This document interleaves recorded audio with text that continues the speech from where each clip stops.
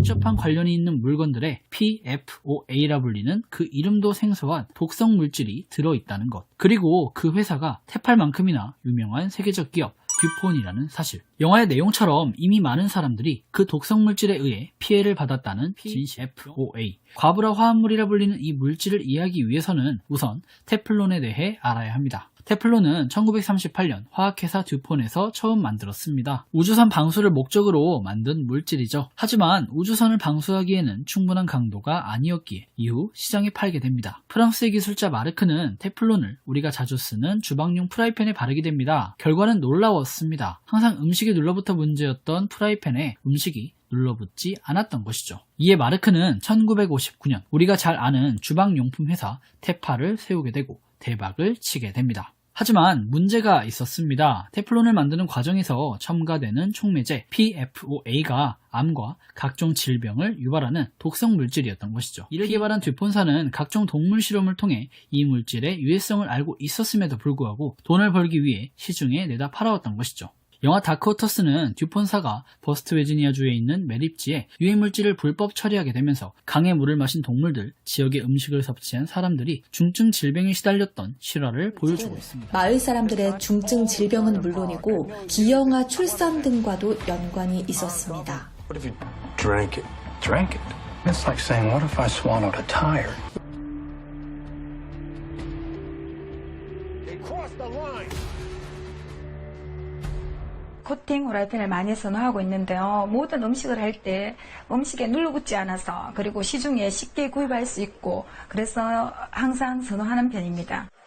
프라이팬에 부착된 코팅제는 대부분 과부라 화합물 성분입니다. 우리 인체에도 과부라 화합물이 누적돼 있는데 대부분 과부라 화합물 성분에 코팅제가 사용된 프라이팬 때문인 것으로 학계는 보고 있습니다. 서울대 보건대학원에서 분석한 자료를 보면 국내 산모의 모유에 포함된 과부라 화합물의 농도는 프랑스 여성에 비해 적게는 9배, 많게는 30배 이상 많았습니다. 가열된 프라이팬을 통해서 과부라 화합물이 많이 발생될 수가 있고요.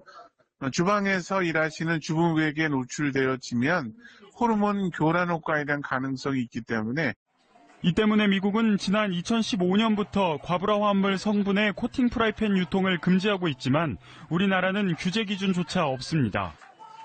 가정에서 흔히 쓰는 플라스틱 코팅 프라이팬에 인체 유해 물질이 포함이 되어 있다는 사실 혹시 알고 계십니까?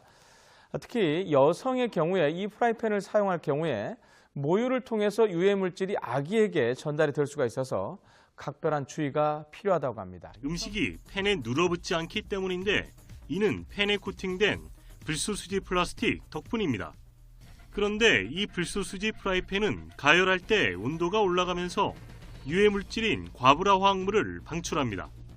예열만으로도 코팅이 분해되면서 과부라 화학물이 연기로 나오거나 팬 자체에서 녹아 나옵니다. 이를 들이마시거나 음식에 묻어있는 것을 섭취하면 우리 몸 안에 쌓이면서 건강을 위협할 수 있다는 지적입니다.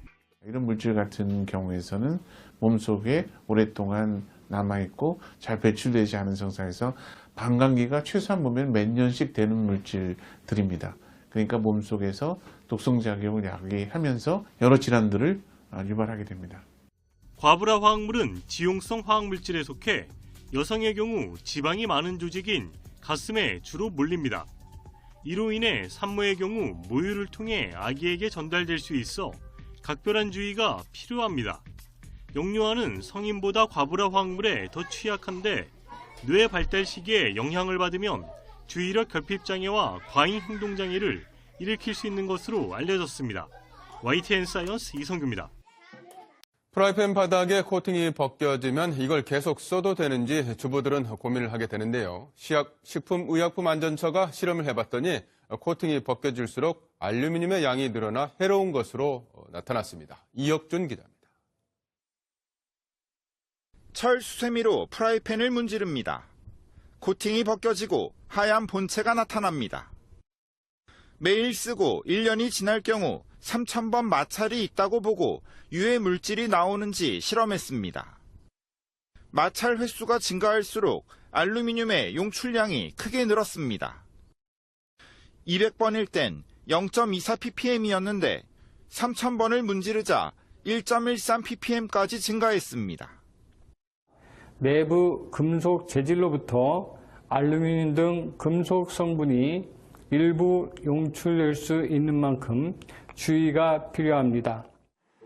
프랑스 국립보건의학연구소는 알루미늄이 치매를 유발한다는 연구 결과를 내놓은 적이 있습니다.